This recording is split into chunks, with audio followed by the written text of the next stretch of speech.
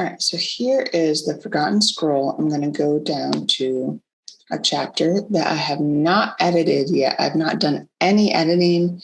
I just wrote this without editing it.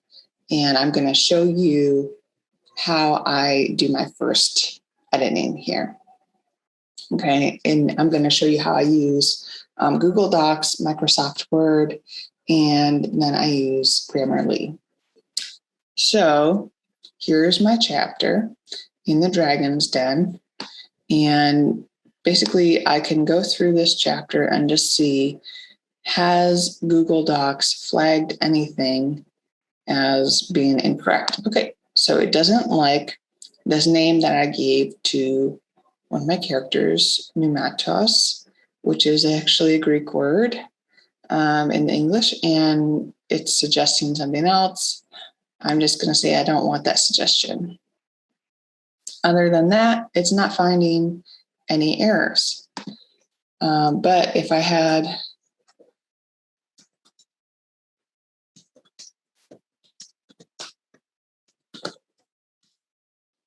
something like this, then it would flag that. Okay, she not like to party, and it would tell me put the word does in there. And so that would be fine. And then it doesn't like does not, it just recommends doesn't. So here's the funny thing. Google Docs will recommend contractions, to put in contractions instead of the individual words. Does not, and once doesn't, because it's more concise. When you use Grammarly, it's going to tell you to take out all your contractions. So really, you just need to decide how formal your document is. If it's more on the formal side, you don't want to use contractions. If it's on the less formal side, if it's in fiction, if the characters don't necessarily talk with perfect grammar, then they're going to be using contractions. If you have like a really educated character, you might want them not to use contractions because it sounds a little bit more formal. So that's about contractions. Then what I'm going to do is, here's my process, okay? I can just select this whole chapter.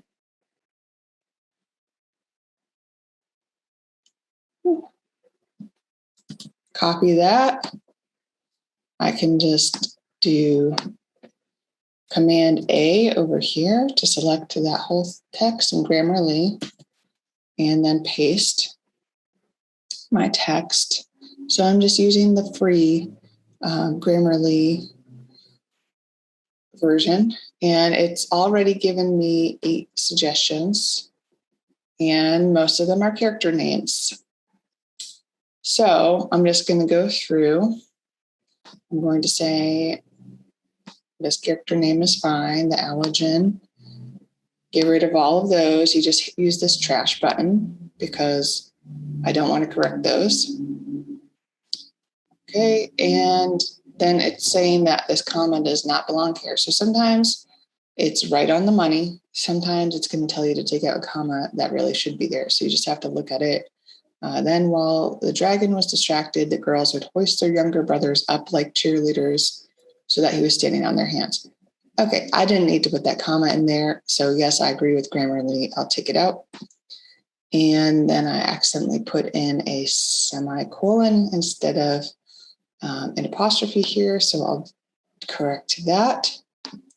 Allergen, just trash that suggestion. Okay, now when I get down to here, the allergen looked from Prince to pneumatos. Yeah, I don't know why I put a comma there. So good job, Grammarly. You're helping me. It's saving me time from finding these mistakes. That's why I use it.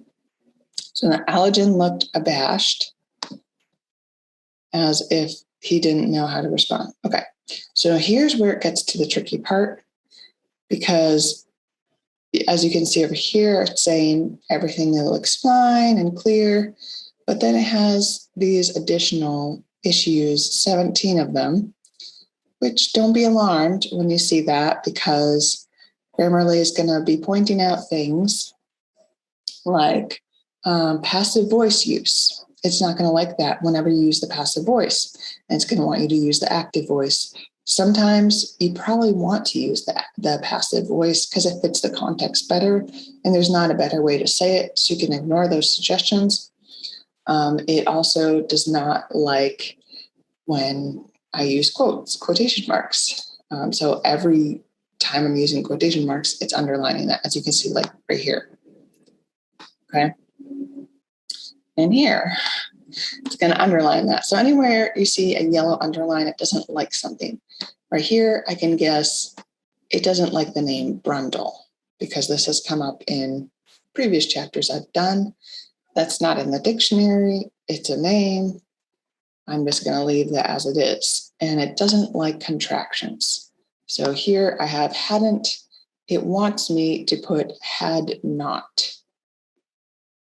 Okay, and I'm not going to do that because I use contractions in my children's story because it's much more simple and easier to read. I don't know why it doesn't like the possessive here, but the possessive belongs there. So sometimes it highlights things that you look at it and you're like, that's fine. It's software. You have to remember it's software, not a human being. There's not a person looking at this and figuring it out. It's a program, and it's going to make some mistakes. Okay, right here. Little did they know they were not fully out of danger. Now, the reason it's highlighting this, I know from past experience, is it wants me to just take it out because it's not necessary. So for concision purposes, I just take it out. I have no problem doing that. I didn't need that there. Okay, let's look at this. Prince nodded and smiled as if he knew this would happen all along. It seems you have learned humility and to fear my power. Okay, I know from experience here, and I'm saying experience as in trial and error with Grammarly, it just wants me to take out this comma. It's recommending that I don't need that there. It's going to recommend that you use the fewest amount of commas as possible for it to make sense. I like to use a lot of commas in my writing for some reason, and I'm fine with taking them out. So I just do that. So this is what I do. And then here it wants me to put a comma in before and. He struck the dragon's belly and it immediately split open, spilling bones and the scroll. Okay. So if I put in the comma there, it's happy again, right? Now the reason for that is that here we have a subject. So we have this complete phrase here. We have a subject, we have a verb, we have a subject and verb there. So whenever you have and you have the subject and verb before and subject and verb after, you're supposed to put a comma there, but I forget sometimes. So, and here's another one. The flames died down and the dragon lay still. Okay, I have my subject and verb. So I know that Grammarly is just reminding me to put a comma in there. So I use this because it saves me time, to be honest. It's not because it's perfect. Bobby's hand finally made contact with the scroll. Okay, and then I need to put a comma in there. And he knocked it out of the loop that was holding it. Okay, it doesn't like this sentence because this is too complex. Okay, I'm saying too many things here. Bobby's hand finally made contact with the scroll and he knocked it. Instead of saying all this and out of the loop that was holding it, I'm just going to say he knocked it free and see, now Grammarly likes it because it was too complicated and confusing before, and now it's much more clear. So it takes some trial and error like this paragraph, I'm probably going to have to do some guesswork with it to figure out what Grammarly doesn't like about it.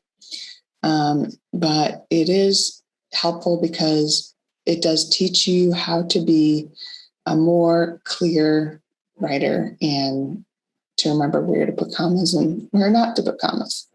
Okay, so after I've done all of this, it's not completely done yet, but it does have a score of 99, which is pretty good. Oh, I see another comma needed here. Okay, then I'm going to highlight the whole thing again. So select it with Command A. Then I'm going to copy Command C. And I'm going to go over, I'm going to open a new Word document and just paste it in there because Word has its own grammar and spelling check. So it's going to start highlighting things. And what is it highlighting? The names, the character names. Yep, it doesn't like any of my character names. But I have to see if it highlights anything else. Okay, there we go. Bobby's hand finally made contact with the scroll. So it wants me to replace this with something. It might give me a suggestion here. Contacted. Contacted the scroll, really? I don't think that's a good suggestion. I'm just going to say touched the scroll. Bobby's hand finally touched the scroll and he knocked. Oh, free. He knocked free. It should be it knocked it free. See, Grammarly didn't catch that. And then Word didn't catch it. So I had to catch it. So I have to keep going into it, right? You edit it in different kinds of programs and you edit it in different ways. And you just keep rereading it. Reading it out loud is one of the best ways, I would say, to help you spot errors in it. So let's just see if it found anything else. Okay, it doesn't like its power. It's clearly beyond me. Because the possessive is not supposed to have a apostrophe. That is for the contraction it is. And that is actually a very common grammatical error to make. Okay, so as you can see, the only thing it's highlighting at this point are all of my names. And I'm not going to worry about that. So then what I would do at this point, it's all grammatically correct. I would go through and focus on the content. So I would just see, like, does everything make sense? Okay. I would say, like, the first time that you edit your book, you want to go through chapter by chapter. So only focus on one chapter at a time. And you might even, if you have like several scenes in that chapter, then only focus on one scene at a time and just make sure that that scene or that section makes sense, like in itself, because it can become overwhelming if you try to do too much at once. So I would just go through this and just make sure. I already know I'm probably going to add content to it because I just did my zero draft, which was putting in basically the basics of the chapter, but not putting in every detail. So Prince spoke a few words to Mamta and the girl who turned and headed towards the ship. Okay, so this is the start of the chapter. And to be honest, I have no idea who the girl is. Actually, I remember who the girl is, but I can't start my chapter that way. It's Suki. Her name is Suki. So I had to replace that. Spoke a few words to Mamta and Suki. Okay. Now let's describe that a little bit more. They looked serious and nodded. Okay. And then then headed to the ship.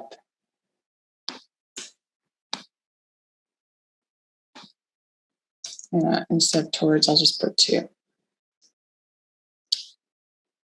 Okay, Prince and Numatas led Brendel and his men behind the castle. So things are happening really quickly here. There's really not description. I'm going to need to draw my readers in a little bit. So what I sometimes do is, if I'm not in that kind of creative describing mindset, especially if I'm editing that's using a different part of your brain, I might just put a note here. And I'll just say, you can add notes in different ways, but I'll just say, describe more. Okay. And I'd actually probably put that note in Google Docs in my master version. Okay. I would just kind of highlight this whole thing and add a comment over here and say, add more description here, so that I just know to go back and add more description about what's happening, instead of just, this happened and that happened kind of thing. Okay. Wait, shouted one of the men. He was a tall, scraggly man with a wound on his left leg. We can't just walk in there. He had a wound because there's a battle. Prince turned to the man, his gaze calm and confident. Fear not, he instructed. But there are stories of a great and evil dragon, the man protested. They say his teeth are like knives and his claws are like spears. His fire burns within him continually. Prince will protect us, Brendel assured the man, placing a hand on my shoulder. He gave it a squeeze of comfort. I would probably reword that. So in conclusion, I would just say that when you're self-editing, just make sure that you are double checking your work, especially if you're not hiring an editor. You really need to go over it many times. I, on average, would probably edit it about 5 times and do it different ways each time. The first time through, like I said, I do chapter by chapter edit. I focus on the content and the flow, and I add content where necessary. And then, I'm using these tools, Grammarly, Word, and Google Doc to help me with the grammar, but also trying to think about the grammar myself. So I'm doing all those things on the first edit, and I'll do another video telling you what I do with my second edit after I've done all of that. Okay, so I hope that's helpful to you. Please subscribe if you want to see more videos about writing, self-publishing, editing, all of that, creating. If you are interested in writing and making your own book yourself, then I would love to be a part of that process.